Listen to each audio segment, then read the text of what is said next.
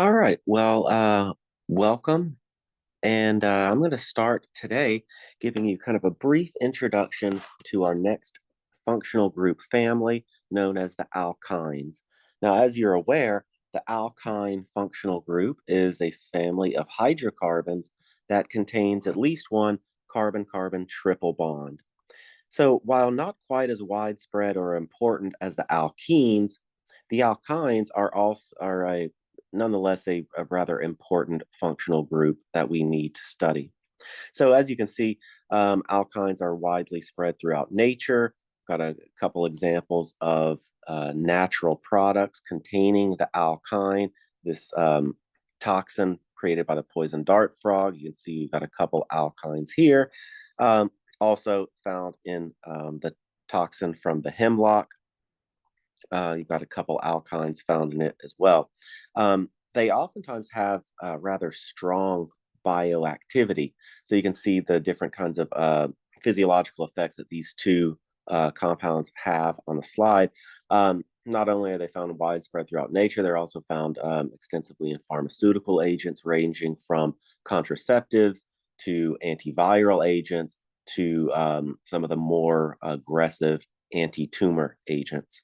But to begin, an alkyne, as I said a minute ago, are compounds that have at least one carbon-carbon triple bond. And we can kind of classify these a little bit more specifically based on where that triple bond is in the molecule. We have the terminal alkynes that appear at the end of a carbon chain. See right here. And then we have the internal alkynes that appear somewhere in the middle of a carbon chain. And these are going to have different spectral fingerprints. And we already talked about this back in Unit 2. So if you have a terminal alkyne, if you're thinking about the IR spectrum, um, in IR, you would expect to see an SPCH here at around 3300 wave number. You would also expect to see a stronger carbon-carbon triple bond signal at about 2200. All right. The internal alkyne, however, is not going to have any SPCH signal because obviously there's no SPCH. And it's also going to have a much weaker carbon-carbon triple bond peak. You may see something small at 2200, but it won't be nearly as strong as it is with the terminal alkyne. Sometimes it's even completely absent. So the thing to keep in mind with these alkynes is that if you think about all of the elements that we are interested in for organic chemistry, what we have available to us in terms of bonding are the S atomic orbitals and the 3p atomic orbitals. So when we think about something that is sp hybridized, like a triple bond carbon must be, the way we make those is we combine one of the s atomic orbitals and one of the p. And so what we end up making after that hybridization is we end up getting two sp hybrids, which leaves behind two unhybridized p atomic orbitals, right? So that's going to become important because, as you know, if we're making bonds, these hybrid orbitals always make sigma bonds, and the unhybridized p always make pi bonds. So what that tells us is that when we're talking about something that's sp hybridized, we're always going to be making two sigma bonds and two pi bonds. And we'll see kind of the geometry of that in just a second. But let's go ahead and have a look at the bonding picture here. So if we're talking about something that's sp hybridized, say two carbons, as we said a minute ago, they are going to have the two hybrid orbitals. So these are going to be sp hybrids. And then they're also going to have the unhybridized p atomic orbitals. So this would be one of them. And then let me try to find a different color. I'll do this in green. And orthogonal to that first one that I drew. This picture is getting out of control. Actually, let me try to redo that one a little bit. There we go. It'd be better if I put it out there. There we go. Okay, so that's another P and that's another P. And so you can see that kind of, that's what this picture is trying to show here, maybe in a slightly better representation. But in the end, what you can see is that the overlap of the hybrid orbitals, it's a head-to-head overlap making a sigma bond, and then you have the red overlap of that P sub X, which is making a pi bond, and the blue overlap of the P sub Y making the second pi bond. So in the end, we end up with carbons that are bonded by a total of 3 bonds. Again, 1 sigma and 2 pi. And as you would probably expect, there's going to be differences in both the bond length and bond strength of these triple bonds relative to double or single bonds. So not surprising, the carbon-carbon single bond is the shortest of the 3, or excuse me, the longest of the 3. And the triple being the shortest. Also, not surprisingly, in terms of the bond energy, the triple bond is the strongest of the 3, and the carbon-carbon single is the weakest. The other thing to realize here is if you compare the bond energies, the carbon-carbon double bond does not equal simply double the carbon-carbon single, right? And that's because, as we've talked about before, the pi bond is significantly weaker than the sigma bond. And that has all sorts of implications that we will see going forward in terms of reactivity.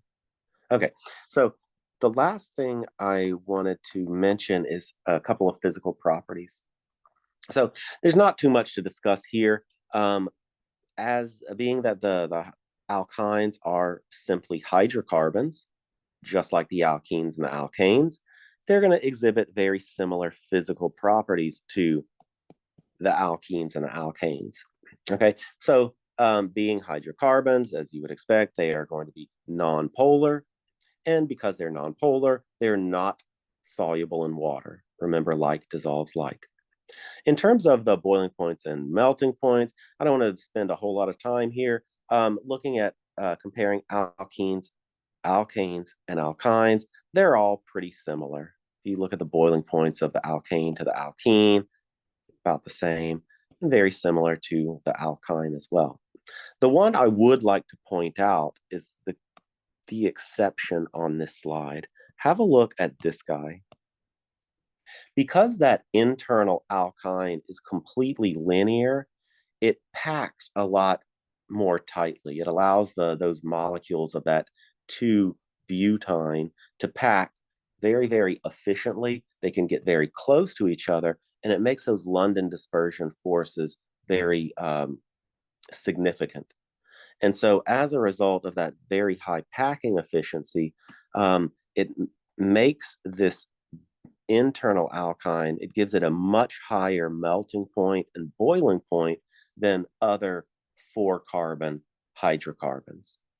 Okay, so the last thing I want to mention, and this is going to be important when we start getting into the reactions, is the acidity of a terminal alkyne.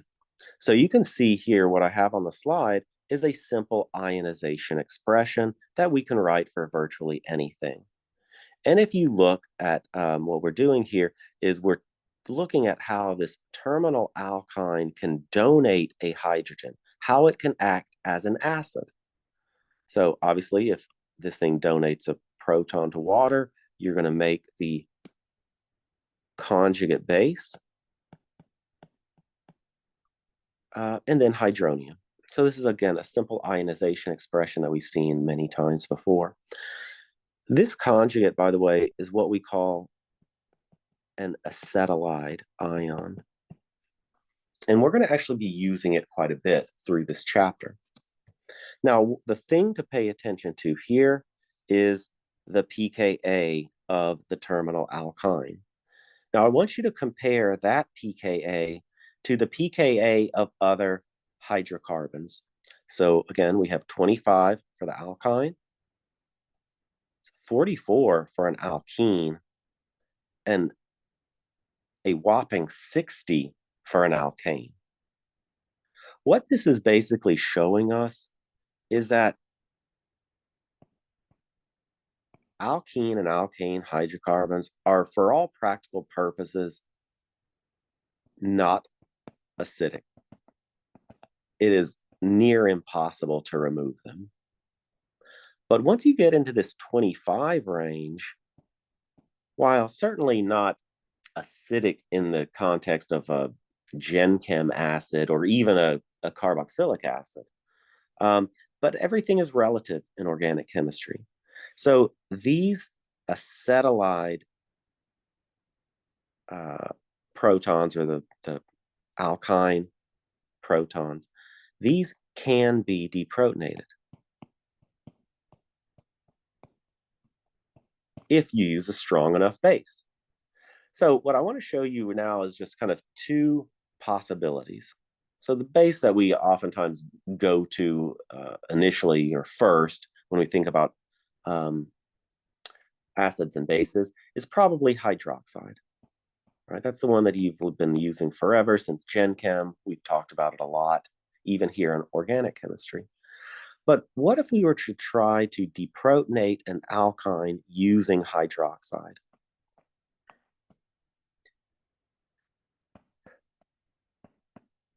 This is going to involve a discussion of pKa values. All right, and so I just want to introduce this. We'll go into this more in detail in lecture because it's really, really quite important. But think about this for a minute.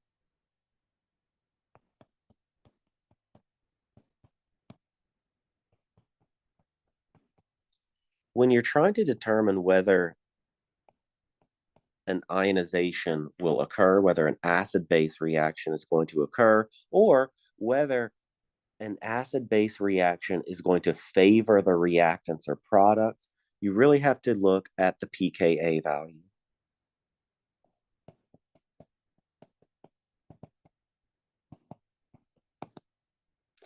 And not just the pKa of our acid, which we said was 25, but we also have to think about the pKa of the conjugate acid.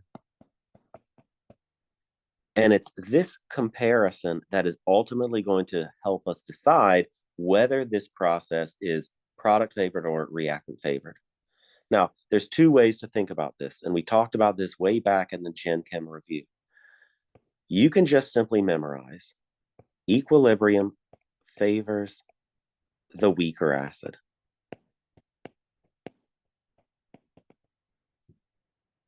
Okay, between these two pKa values,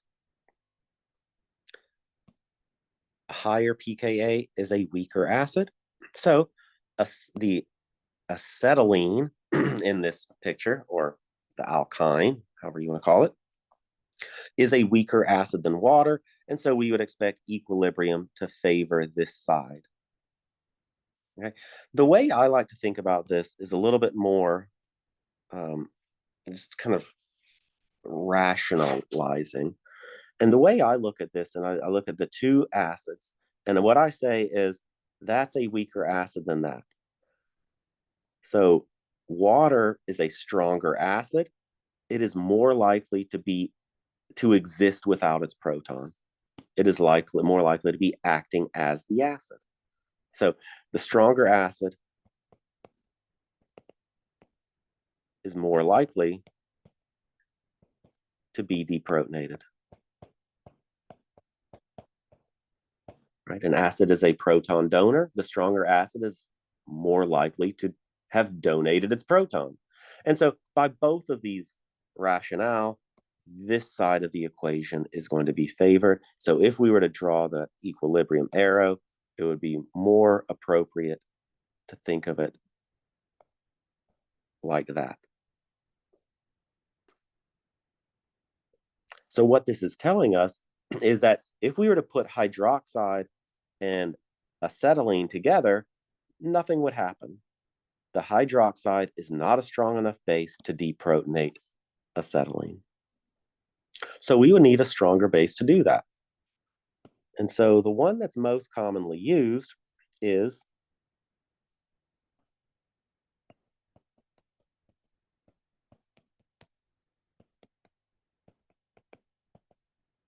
the amide ion. So a lot of times you'll just see Na, NH2, the sodium being a counter ion. But let's have a look at this situation.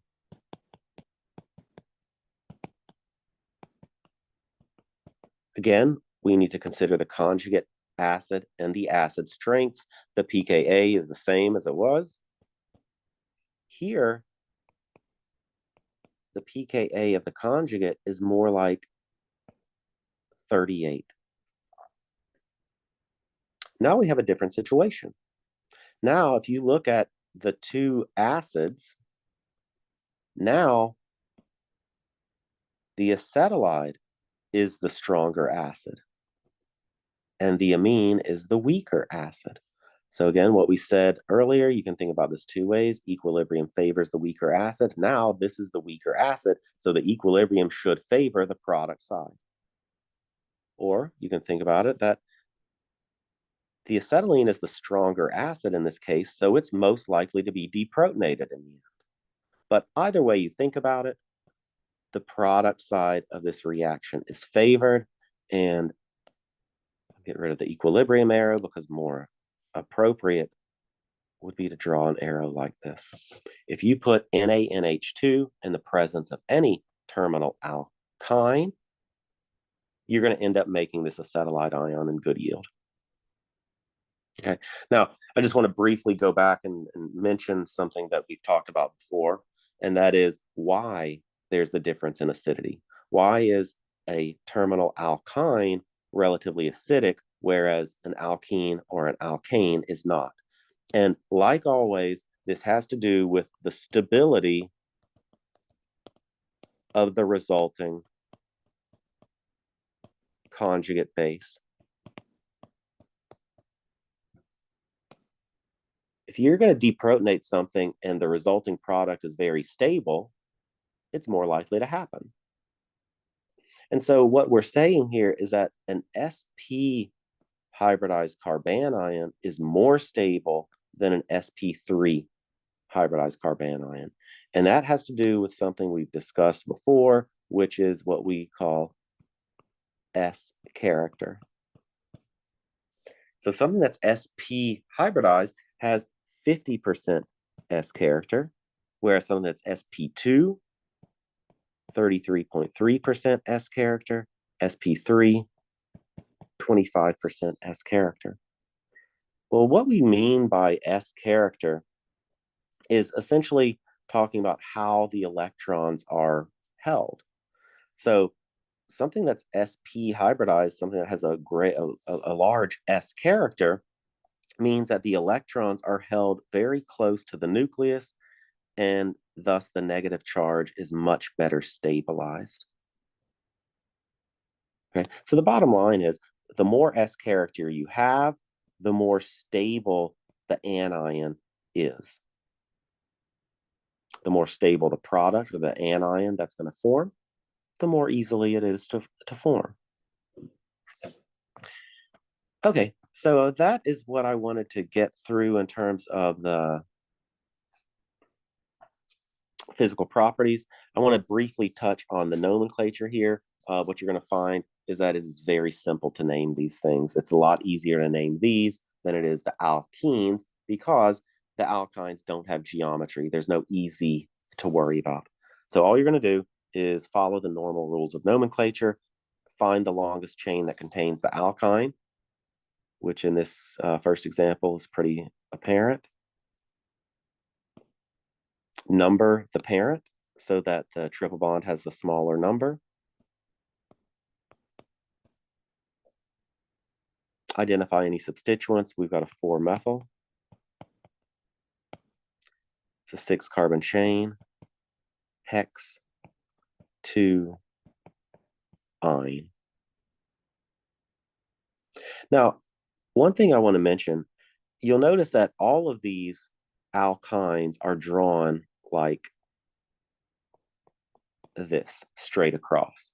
And that is to indicate that the geometry about those sp hybridized carbons is actually 180-degree bond angles, sp hybridized.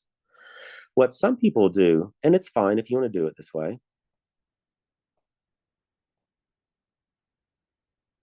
they do it kind of angled like that. And while that doesn't really reflect the true bond angles, if you draw your triple bond like that, I'm fine with it.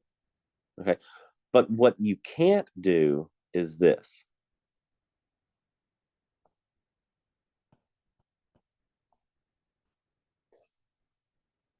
These two do not equal each other.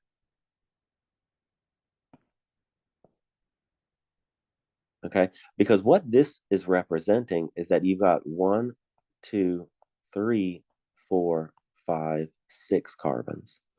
This is 1, 2, 3, 4.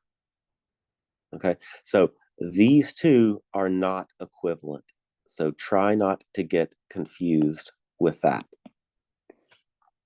Okay, let's go to the next one, the parent chain in the following example.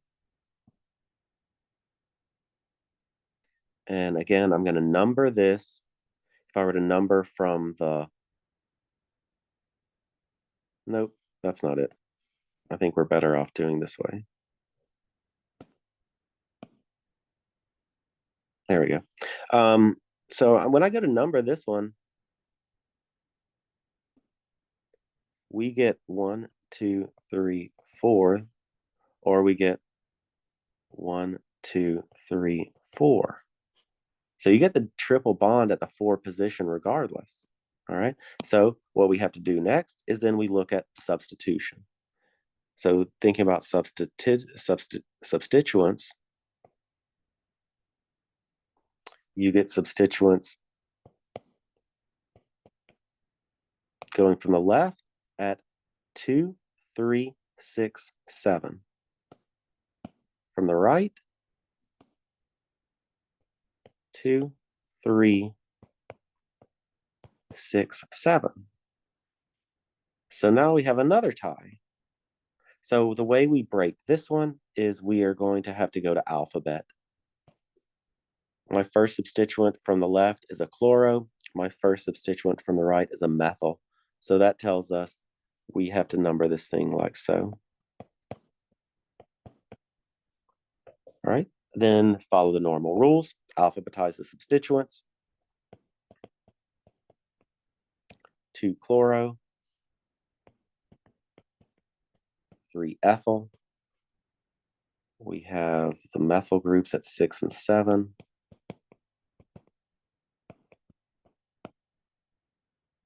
And it's an 8-chain oct 4 ine.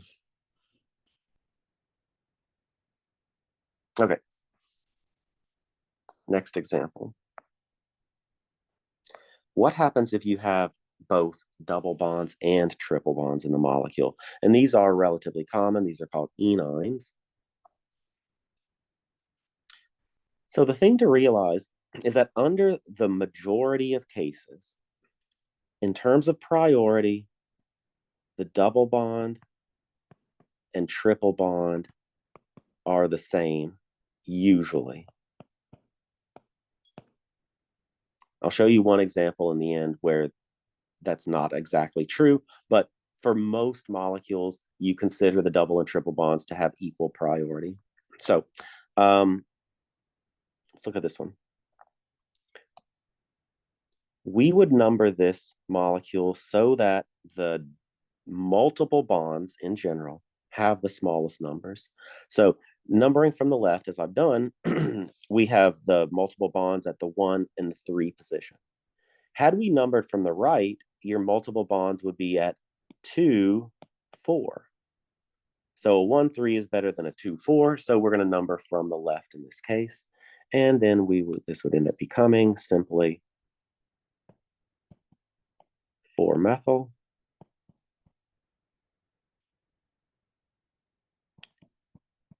Hint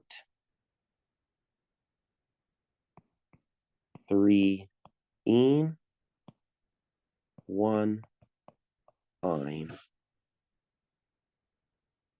Okay. Notice there is no geometry about the double bond, so I did not include an E or a Z. The other thing to take note of, there is no E here. Because had I put an E there, that would be an E next to a Y. That would be two vowels put together. And remember, IUPAC does not like that. Okay, let's go to the next one.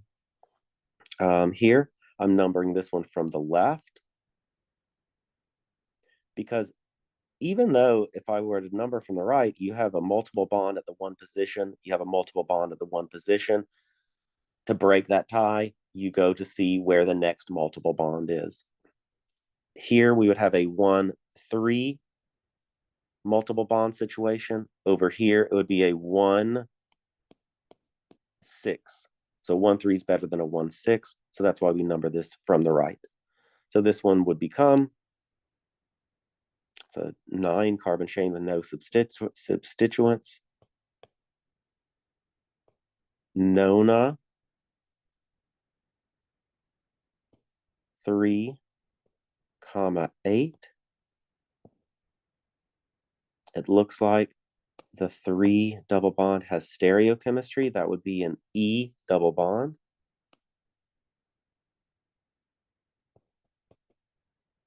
This is going to be a diene 1-ine. Okay, the last one I want to look at with you is an example that I brought up at the beginning of this nomenclature where I said usually double and triple bonds have the same priority. Let's see this one. If we number from the right, you get multiple bonds at the 1 and the 8 position. If we were to number from the right, you get multiple bonds at the 1 and 8 position. So you get multiple bonds 1-8, regardless of whether you number from the left or from the right. Here's where we need a tie break. And when all else is equal, if you end up in a situation like this, the double bond has priority.